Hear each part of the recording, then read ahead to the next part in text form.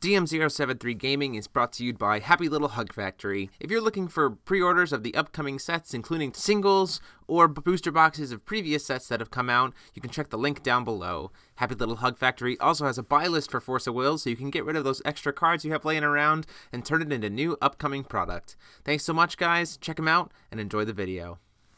Hey there guys, DM073 here, bringing you the deck profile for the Team OGRE Kirik Agro list that was piloted by a friend of Team OGRE, Andrew McIntyre, to a second place finish at GP Minneapolis.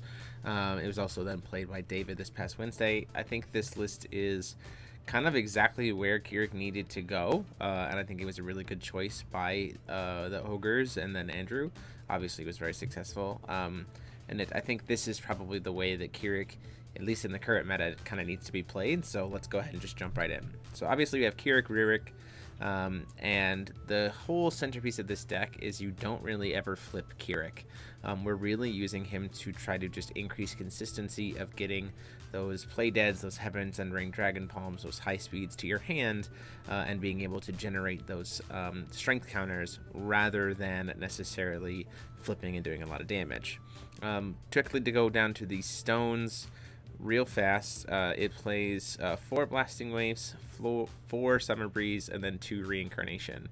Red is obviously the primary color, and then green is kind of splashed in there, so it's not super important to have green super early.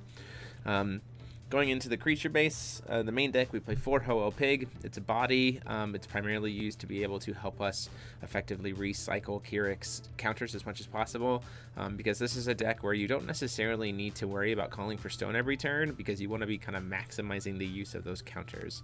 And we'll kind of talk about that in a little bit. Piggy, obviously a main centerfold of the deck. It's what gives you swiftness, it's what gives you flying, and really helps to perpetuate this very aggressive, very, very fast style of Kirik list. Piale Eli, the Flaming Fist, great as well as an aggressor, being able to cheaply be a 9/9 with swiftness and flying, and then potentially being able to get you a piggy from the deck if you need to later in the game. If you're playing an aggro list, you might as well be playing for Sylvia with her ability to stop stuff from being able to block. She's a great aggressive creature. And then we go into kind of some of the battle arts here. We have Heaven Sundering Dragon Palm. We use it because it's potential burn damage, as well as being able to potentially help deal with small resonators. And then you can awaken it to get all kinds of different effects. Play Dead is a great source to be able to instantly make use of your creatures again. Something that was done incorrectly in the feature match is with something has been played dead and that resolves, that creature dies and then immediately returns. It doesn't wait until end of turn. That new creature that comes back doesn't have the same kind of like continuous effect on it as Play Dead, but at the same time it does get to immediately come back and go again, which is great when you have things like Sylvia who have swiftness, or Piggy who can give swiftness. You can get a lot of value off of it, or even things like Hoelle Pig.